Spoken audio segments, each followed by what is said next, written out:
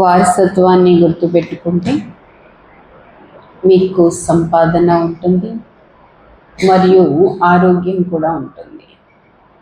మీరు అమరులుగా కూడా మారిపోతారు. మధురమైన పిల్లలు తండ్రిని మరియు వారసత్వాన్ని గుర్తు చేసుకుంటే మీకు సంపాదన జరుగుతుంది మరియు ఆరోగ్యం కూడా ఉంటుంది. మీరు అమరులుగా కూడా మారిపోతారు. బాబా అడుగుతున్నారు, హృదయాన్ని శుద్ధంగా తయారు చేసుకోవటానికి సహజమైన యుక్తి ఏంటి? హృదయం శుద్ధంగా తయారు చేసుకోవటానికి సహజమైన యుక్తి ఏముంది? ఏం చేయాలి?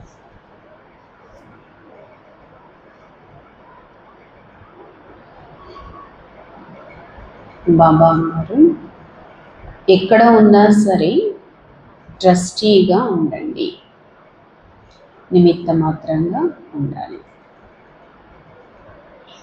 సదా భావించాలి, మనం శివ్ బాబా యొక్క బండారా నుండి తింటున్నాం. నిమిత్త మాత్రమైన భావన హృదయాన్ని శుద్ధంగా ఉంచుతుంది. సదా భావించాలి, ఇది శివ్ బాబా యొక్క బండారా. శివ్ బాబా యొక్క బండారా నుండి మనం తింటున్నాం. శివ్ బాబా యొక్క బండారా నుంచి తినటం వలన మన హృదయం శుద్ధమవుతుంది.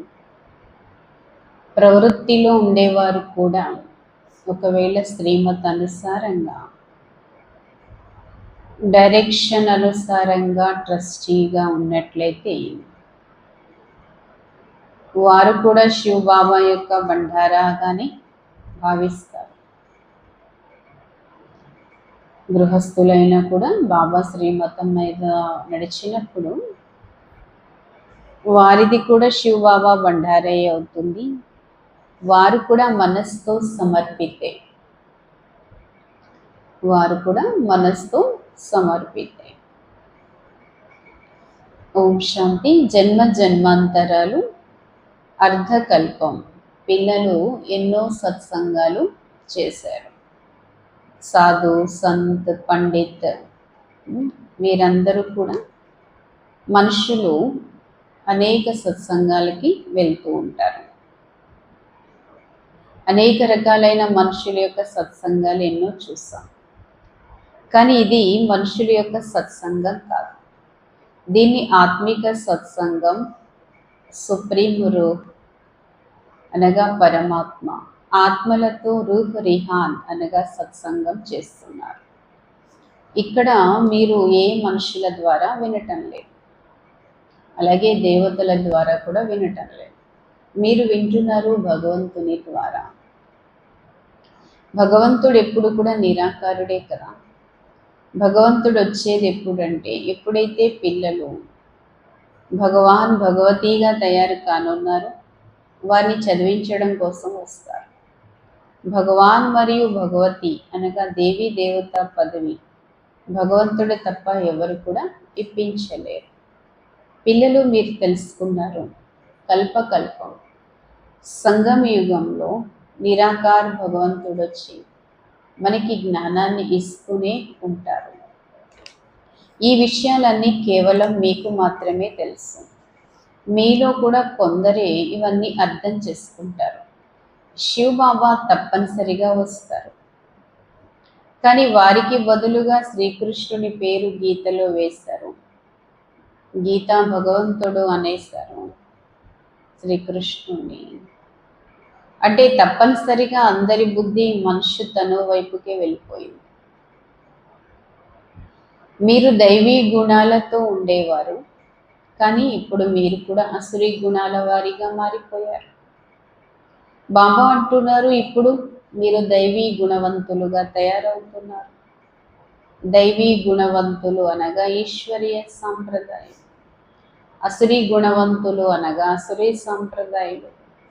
ఇప్పుడు నిరాకార తండ్రి, నిరాకార సాంప్రదాయం అనగా ఆత్మలకి చదివిస్తున్నారు. నిరాకార తండ్రి నిరాకార ఆత్మలకు చదివిస్తూ ఉన్నారు. నిరాకార సాంప్రదాయం అనగా ఆత్మలకు చదివిస్తారు. అందుకనే అంటారు ఈశ్వర్య సాంప్రదాయం అనగా ఆత్మిక సాంప్రదాయం. ఎవరికైతే ఆత్మిక తండ్రి వచ్చి చదివించారో ఇప్పుడు మీరు ఆత్మాభిమానిగా తయారవుతున్నారు. నేను ఆత్మను, తండ్రి నన్ను చదివిస్తున్నారు. తండ్రి అంటున్నారు మీరు నన్ను స్మృతి చేయడం ద్వారా మీ వికర్మలన్నీ కూడా వినాశనం అవుతాయి. ఆత్మల్నే బాబా చదివిస్తున్నారు. ఆత్మయే జ్ఞానవంతం అవుతుంది. మరియు ఋషి మునులు అందరూ కూడా మాకు తెలియదు తెలియదు అని చెప్తూ వెళ్ళిపోయారు. అనగా మాకు పరమాత్మ గురించి తెలియదు అని చెప్పేశారు. అలాగే ఆత్మ గురించి కూడా పరిపూర్ణంగా తెలియదు అని చెప్పేశారు.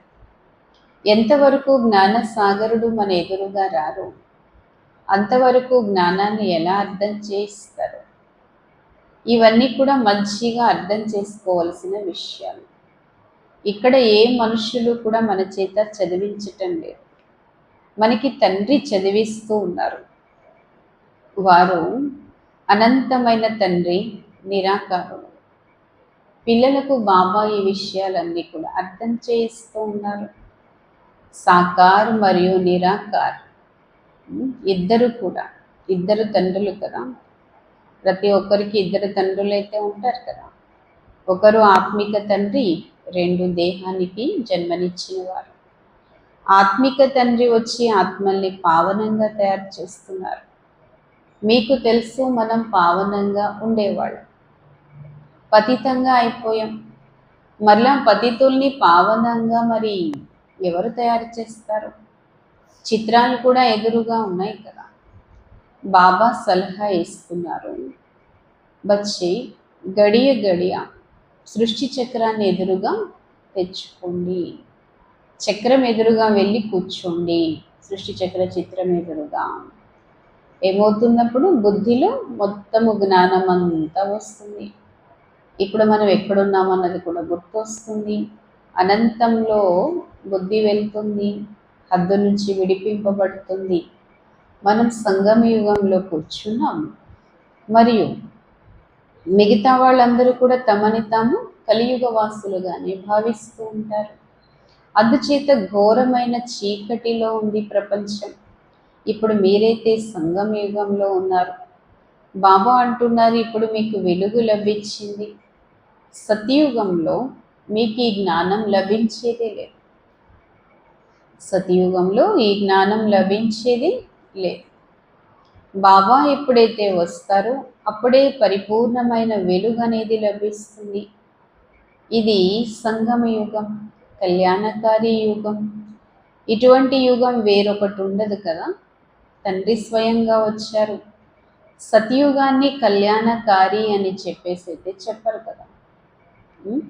ఎప్పుడు కళ్యాణకారి? సంగమ యుగం కళ్యాణకారి అవుతుంది, కానీ సతయుగాన్ని కళ్యాణకారి అని చెప్పరు కదా అంటున్నారు బాబా.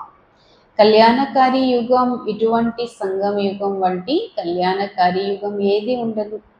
స్వయంగా తండ్రియే వచ్చారు. బాబా అంటారు అక్కడ సతయుగంలో ఏ ఆత్మ కళ్యాణం జరగదు కదా. అక్కడ ఏ ఆత్మ కళ్యాణం జరగదు కదా. ఆత్మిక కళ్యాణకారి తండ్రి సంగమ యుగంలోనే వస్తారు. సతయుగంలో బాబా అంటారు కళ్యాణం ఉంటుంది, అంటే మంచి ఉంటుంది, కానీ మంచిగా తయారవటానికైతే అవ్వదు కదా. సంగమ యుగం బాబా అంటారు సంగం పర్ కలియుగ్ కో సత్యుగ్ కళ్యాణకారి బనాతే. సంగమ యుగంలో కలియుగాన్ని సత్యుగంగా చేయటం, కళ్యాణకారిగా ఈ యుగాన్ని తయారు చేయడం అవన్నీ ఇప్పుడే జరుగుతాయి. కాబట్టి బాబా అంటారు తుమ్హారా దేఖో కితనా కళ్యాణ్ హోతా. చూడండి ఈ సమయంలో ఆత్మలన్నిటికీ బాబా ఎంత కళ్యాణం చేస్తున్నారు. ఇందులో శ్రమించాల్సింది కూడా ఏమీ లేదు. తండ్రిని మరియు వారసత్వాన్ని గుర్తు చేయాలి. ఇందులో ఎంతో సంపాదన ఉంది, ఎంతో ప్రాప్తి ఉంది. ఇందులో సంపాదనే సంపాదన మరియు ఆరోగ్యమే ఆరోగ్యం. ఎంతైతే బాబా చెప్పిన శ్రీమతంపై నడుస్తూ ఉంటామో, ఇందులో ఆత్మకు సంపాదనే సంపాదన, శరీరానికి కూడా ఆరోగ్యమే ఆరోగ్యం. బాబా అంటారు, మీ జీవితం అమరంగా తయారవుతుంది. ఇప్పుడు బాబా అంటారు, బాబా యొక్క వరదానం అకాల మృత్యు నుండి కూడా తప్పిస్తుంది. అకాల మృత్యు కూడా 21 జన్మలు ఉండదు. కనుక పిల్లలు చాలా సంతోషంలో ఉండాలి. ఎందుకంటే మీ బుద్ధిలో మొత్తము జ్ఞానం అంతా ఉంది. ఇక్కడికి మీరు వచ్చారు పురుషార్థం చేయటానికి. మ్యూజియంలో చిత్రాల ద్వారా అర్థం చేయించండి, అనేకుల్ని యోగ్యులుగా మార్చండి. బాబా అంటారు, అపనేకు లాయక్ బనానేకి, ఎందుకంటే మనల్ని మనం యోగ్యంగా తయారు చేసుకోవాలన్నా, ఎవరినైనా యోగ్యంగా మార్చాలన్నా 7-8 రోజులు కూర్చొని నేర్చుకుంటే చాలు. 7-8 రోజుల్లో చాలా విషయాలు అవుతున్నాయి. ప్రాక్టీస్ చేయాలి. ఒక 7-8 రోజులు ప్రాక్టీస్ చేస్తే చెప్పడం ఆటోమేటిక్గా అలవాటైపోతుంది. ప్రాక్టీస్ చేయటం, నేర్చుకోవటం, వెంటనే పరుగులు పెట్టడం, సర్వీస్ కోసం పరుగున వెళ్ళి సేవ చేసుకొని రావాలి. బాబా అంటారు, సర్వీస్ చేయటం, పరుగున వెళ్ళడం, సేవ చేయటం, తిరిగి మళ్ళా రావటం. కానీ దానికోసం ముందు నేర్చుకోవటం అన్నది చాలా అవసరం.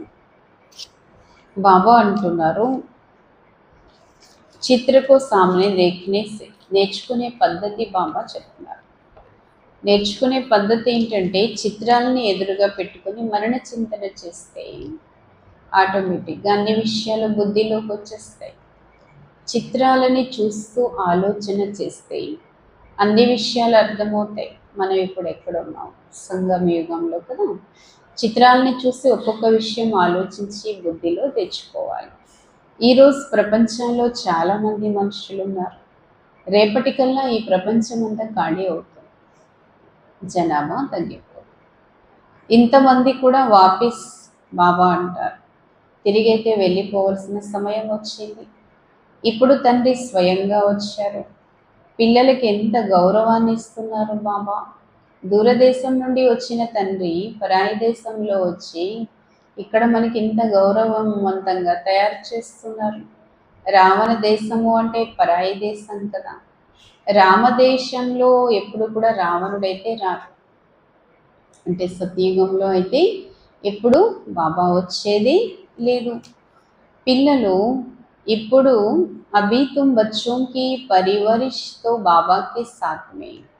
ఇప్పుడు పిల్లలు మీరందరూ కూడా నా పాలనలో ఉన్నారు.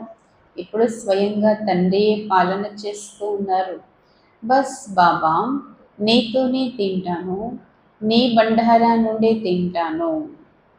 బస్ మొత్తం మీ పాలనంతా ఇక్కడి నుంచే జరుగుతుంది. ఎవరైతే బాబాకి సమర్పిత అవుతారో వారి యొక్క పాలన పోషణ అంతా కూడా ఇక్కడే జరుగుతుంది. కానీ ఎవరైతే మనసుతో అర్థం చేసుకుంటారో ఇదంతా కూడా ఈశ్వరునిది, బాబాది, నేను ట్రస్టీ, నేను నిమిత్తం, ఈ విధంగా అనుకుంటూ శ్రీమతం పైన ప్రతి కర్మ చేస్తారు.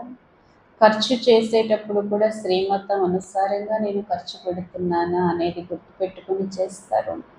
ఇలా ఎవరైతే భావిస్తారో వాళ్ళు గృహస్థులో ఉన్నప్పటికీ కూడా వారు కూడా సమర్పితే.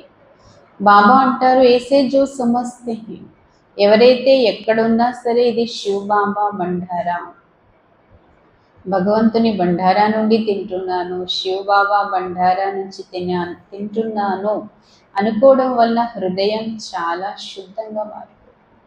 బాబాది అని భావించి తినప్పుడు హృదయంలో శుద్ధత వస్తుంది. బాబా అంటారు, ऐसे नहीं कि वो शिव बाबा के भंडारे से नहीं खाते, बाबा की डायरेक्शन पर चलने वाले भी जैसे कि बाबा के भंडारे से खाते. అది బాబా అంటారు, ఆశ్రమంలోనే కాదు, లౌకిక ఇంటిలో ఉన్నప్పటికీ కూడా శివ బాబా బండారా నుంచి అని భావిస్తే అది కూడా బాబా బండారా. ఇలా కాదు కదా, వారు బయట ఉన్న వాళ్ళు శివబాబా బండారా నుంచి తినట్లేదు అని భావించడానికి లేదు. బాబా డైరెక్షన్ పై నడిచే వారందరూ బాబా బండారా నుంచి తింటున్నారు. ఏ బండారా నుంచి అయితే మనం తింటున్నాం, ఆ బండారా శివబాబాది అనుకున్నప్పుడు అది ఎప్పుడు నిండుగా ఉంటుంది. కాలకంటకాలన్నీ దూరం అవుతాయి. బాబాది అనే భావనే నిండుగా ఉంచుంటుంది. బాబా అంటారు, ఇంకొకటి కాలకంటకాలు దూరం అవుతాయి, ఇంకొకటి అకాల మృత్యువు రాదు. బాబా బండారా అనే ఈ సంకల్పం ఎన్నో రకాల లాభాలను ఇస్తుంది. ఈ సమయంలో శివ బాబా వచ్చారు. వారికి మహిమ కూడా చాలా ఉంది. శివ జయంతి కూడా జరుపుతూ ఉంటారు. కానీ వారి బండారా ఎలా ఉంటుంది, వారి బండారా అంటే ఏంటి అనేది భక్తులకి తెలియనే తెలియదు. తండ్రి తప్పనిసరిగా వస్తారు. పిల్లలు కూడా ఎవరైతే వస్తారో వారందరూ కూడా శివబాబా బండారా నుండి వారికి కూడా భోజనం లభిస్తుంది. అచ్చా, కొందరింట్లో మేల్ సరెండర్ అవుతారు, మంచిదే. బాబా అంటారు, మరి అగర్ ఓ సరెండర్ నెహీ హోతా తో మాతాయి క్యా కరే. కొందరింట్లో మేల్ సరెండర్ అవ్వరు, అంటే అన్నయ్యలు సరెండర్ అవ్వరు. అప్పుడు మాతల పరిస్థితి ఏంటి? మరి పతి కదా సంపాదిస్తారు. అంటే బాబా అంటారు, మరి బాబాకి చెప్తారు మాతలు, మేమైతే మనసుతో సమర్పితే, కానీ ఇంట్లో వారు సమర్పితం కాదు కదా. బాబా వాళ్ళైతే సమర్పిత అయ్యేలాగా కూడా కనిపించట్లేదు. మరి వారు సంపాదిస్తే కదా మనం తింటాము, వారికైతే మీ స్మృతి అయితే లేదు అని అంటారు. జోడా సరెండర్ అయితే పర్వాలేదు, కానీ జోడా సరెండర్ కావటం లేదు. మరి శివబాబా బండారా నుండి పాలన అని ఎలా అనుకోవాలి? బాబా అంటారు, తో ఏ బాబా బచ్చోంకి అచ్చే రీతి సమझाते. కానీ బాబా అయితే ఈ విషయంలో కూడా పిల్లలకు మంచిగా అర్థం చేస్తున్నారు. మీరైతే భావించండి, మేము బాబా దగ్గరే కూర్చున్నాము, బాబా దగ్గరే ఉన్నాము అని. वो तो जब आमदनी करे तब स्त्री का है. हाँ, जोड़ा सरेंडर है तो फिर शिव बाबा के भंडारे से पारिवश हो जाता है. బాబా అంటారు, అంతవరకు మీరు శివ బాబా బండారాగా మీ మనసులో అయితే ఆ భావన పెట్టుకోండి. కానీ ఎవరైతే కొందరు ఉంటారు, ఇద్దరు కూడా సరెండర్ అయిపోతారు బాబాకి పూర్తిగా, పతి పత్ని. అయితే అప్పుడు మాత్రం శివ బాబా అంటారు, శివ బాబా బండారా నుండి మీ యొక్క పాలన జరుగుతుంది అని చక్కగా మీరు భావించవచ్చు. ఇంకా ఇద్దరు పూర్తిగా సమర్పితమైనప్పుడు ఆదిలో వారి కంప్లీట్గా యజ్ఞంలోకి వచ్చేసేవారు. వారి పాలన మొత్తం కూడా శివ బాబా బండారా నుండి జరిగేది. బాబా పిల్లలకు చాలా మంచిగా అర్థం చేస్తున్నారు. బుద్ధిలో ఉండాలి, మేము బాబా దగ్గర కూర్చున్నాం. శరీరం వదిలేంత వరకు కూడా, కర్మాతీత స్థితి వచ్చేంత వరకు బాబా బండారా అనే భావన ఎప్పుడు కూడా తగ్గకూడదు. రోజు రోజుకి కూడా మన యొక్క స్వరాజ్యం మనకి దగ్గర కనిపిస్తూ ఉండాలి. కర్మాతీత స్థితి వచ్చే ఎంతైతే దగ్గర అవుతుందో మన స్వరాజ్యాధికారి స్థితి కూడా మనకి కనిపిస్తుంది. సమయం గడుస్తూ వెళ్తుంది, మీరు కూడా మీ స్థితితో దగ్గరికి వెళ్తూ ఉన్నారు. బాబా అంటారు, సత్యయుగం యొక్క మొదటి సంవత్సరం రావడానికి ఇంకా ఎన్ని సంవత్సరాలు ఉంది? सतयुग के पहले वर्ष में अब कितने वर्ष कहेंगे, अब कितना नजदीक आगे. ఎందుకంటే సత్యయుగం నుండి ఇప్పటికి చాలా దూరం ప్రయాణం చేస్తాం. ఇంకా సత్యయుగం దగ్గరికి రావడానికి ఇంకా ఎన్ని సంవత్సరాలు పడుతుంది? మనం ఎంత దగ్గరకు వచ్చాం? బాబా అంటారు, బచ్చి ఇప్పుడు మీకు ఇంక 84 జన్మలు పూర్తయిపోయాయి. ఇప్పుడు 84 జన్మల చక్రాన్ని మీరు తెలుసుకున్నారు. చక్రాన్ని చూడగానే మీరేమంటారండి? మేము సంగమ యుగంలోకి వచ్చేసాం. ఈ వైపు కలియుగం, ఆ వైపు సత్యయుగం. బస్ మేము జర్నీలో ఉన్నాం. రేపు మేము మా సుఖధామంలో ఉంటాం. ప్రపంచంలో ఎవ్వరికీ ఈ విషయాలు తెలియదు. వారందరూ ఘోరమైన చీకటిలో ఉన్నారు. పిల్లలు, మీకైతే చాలా సంతోషం ఉండాలి. అనంతమైన తండ్రి నుండి మాకు 21 జన్మల సంపాదన జరుగుతుంది. సదా సుఖం యొక్క వారసత్వాన్ని పొందుతున్నాం. ఈ ఖుషి అయితే సదా ఉండాలి. స్వర్గవాసులుగా మారాలి. ఇది మన అదృష్టంలో ఉంది కాబట్టి మనం బాబా బండారాల దగ్గరికి వచ్చాం. స్వర్గం అనేది అద్భుతమైనది కదా. ప్రపంచంలో 7 వండర్స్ చూపిస్తారు, కానీ అన్నిటికన్నా వండర్ సత్యయుగం. చిత్రాల్లో కూడా వండర్ఫుల్ స్వర్గం చూస్తున్నాం కదా. లక్ష్మీనారాయణులు స్వర్గానికి యజమానులుగా ఉండేవారు. అందుకని బాబా వ్రాశారు, పైన సూర్యవంశం అని రాయండి, తర్వాత కిందన త్రేతాయుగం వచ్చేసరికల్లా బాబా అంటారు చంద్రవంశం అని రాయండి. పైన ఉన్నవాళ్ళు సత్యయుగం సూర్యవంశం, క్రింద చంద్రవంశం.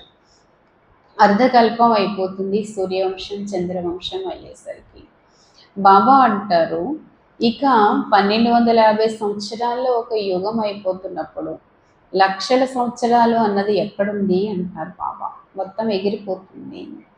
అక్కడ బాహుబలంతో బయట వాళ్ళు విదేశీయులు బాహుబలంతో చాలా ఖర్చులు పెడుతున్నారు. ఏ విధంగా బాబా అంటారు, కానీ ఇక్కడైతే యజ్ఞం స్టార్టింగ్ నుంచి ఎండింగ్ వరకు ఖర్చు ఏముంది? బాబా మరియు పిల్లల యొక్క లెక్కలు వేరుగా ఉంటాయి. ఇక్కడైతే ఖర్చు యొక్క విషయమే లేదు. మధుబన్ కూడా వస్తారు, పిల్లలు రిఫ్రెష్ అయి వెళ్తూ ఉంటారు. అందుకని పిల్లల కోసం మరి ఉండటానికి ఇక్కడ నివాసాలు ఏర్పాటు చేయాలి కాబట్టి ఇవన్నీ అయినా కట్టడం జరుగుతుంది. అంతే తప్ప ఇవన్నీ ఆడంబరాల కోసం చేసే ఖర్చు కాదు. బాబా అంటారు, బచ్చోं का ही पैसा है सो भी कितने दिन तो पास हो गए. పిల్లల పైసాలే కదా ఇవన్నీ. ఇక్కడ ఏవైతే నిర్మాణాలు జరిగాయో ఇవన్నీ ఆడంబరం కోసం కాదు. పిల్లలందరి యొక్క పైసాలే ఇక్కడ ఖర్చు పెడతారు.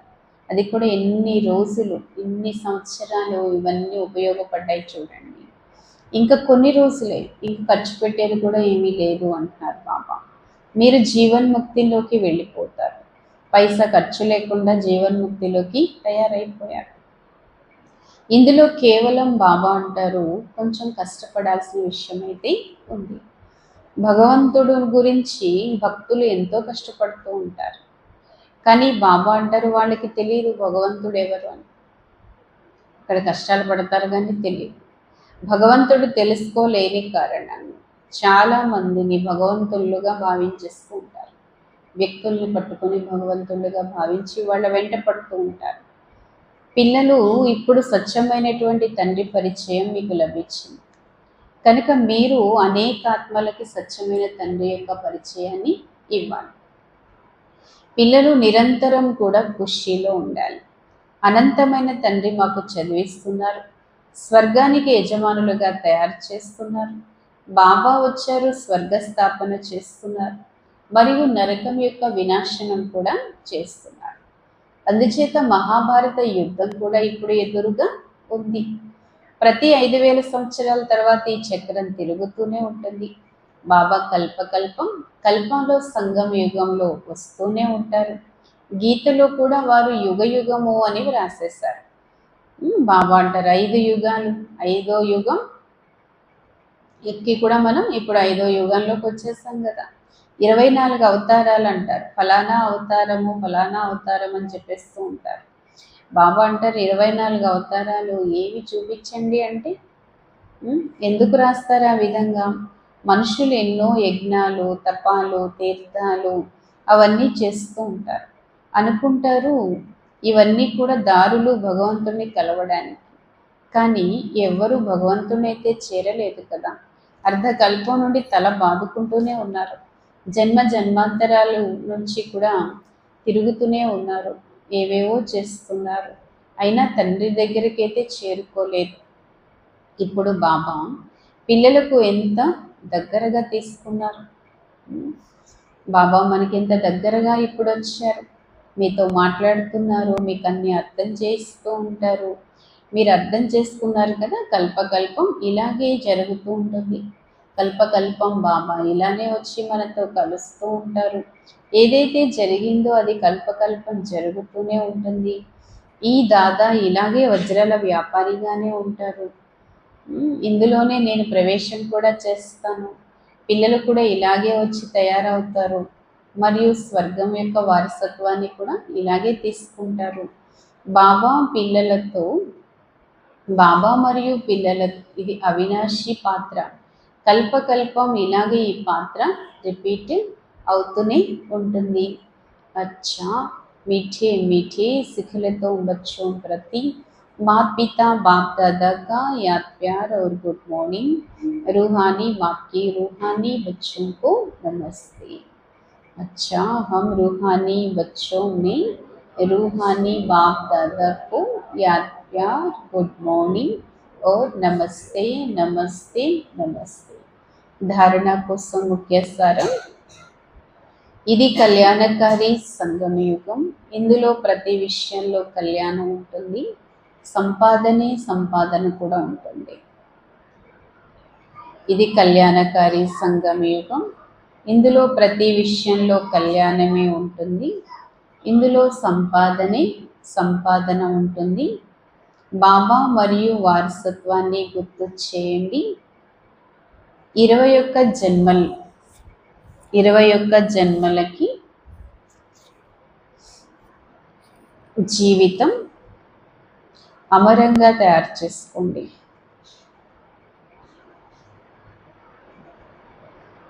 బాబాని మరియు వారసత్వాన్ని గుర్తు చేసుకోవాలి.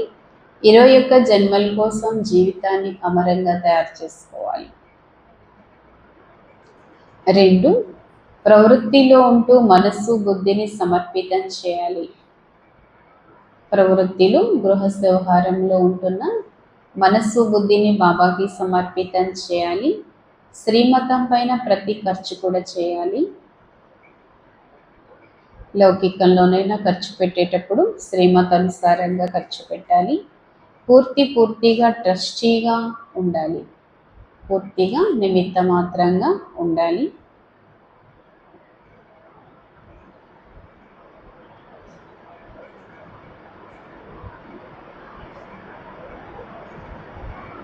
పూర్తి ట్రస్టీగా ఉండాలి. వరదానం.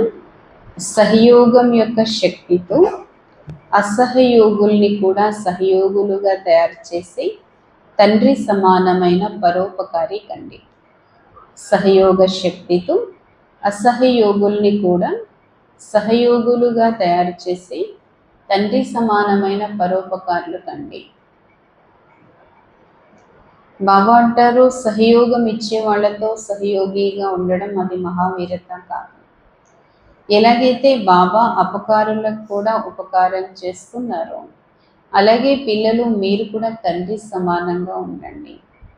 బాబా అంటారు, ఎవరు ఎంత అసహయోగిగా ఉన్నా మీరు మాత్రం మీ సహయోగ శక్తితో అసహయోగుల్ని కూడా సహయోగులుగా మార్చండి. ఈ విధంగా ఆలోచించొద్దు. ఇస్ కారణ్ సే ఆగే నహీ బఢతా హై. ఇలా ఆలోచించకూడదు. వీళ్ళు సహయోగం ఇవ్వరు దేనికి, అందుకనే వీళ్ళు ఇలా ముందుకు వెళ్ళటం లేదు అని ఆలోచించడానికి బదులు బలహీనుల్ని బలహీనులుగా అర్థం చేసుకోవడం వదిలేసి, బలహీనులుగా భావించడం మానేసి వారికి కూడా బలాన్నిచ్చి బలవాన్గా తయారు చేయండి. ఈ విషయం పైన అటెన్షన్ పెట్టండి. బాబా అంటారు, అప్పుడు సర్వీస్ యొక్క ప్లాన్స్ రూపీ జవరంపర్ అప్పుడేమవుతుందంటే సేవా ప్లాన్స్ అనేవి ఆభరణాలైతే ఆ ఆభరణాలకి వజ్రపు యొక్క మెరుపు ఇచ్చినట్టు అవుతుంది. ఎందుకంటే అందరినీ సహయోగులుగా చేస్తే ఆ సేవ యొక్క మెరుపు వేరే ఉంటుంది.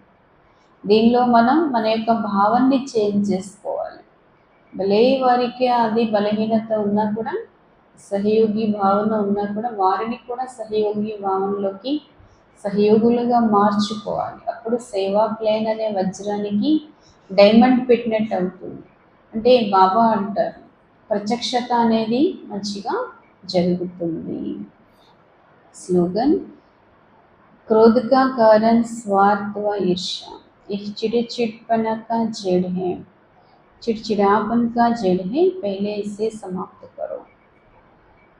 కోపానికి కారణం బాబా అంటారు స్వార్థము, ఈర్ష్య.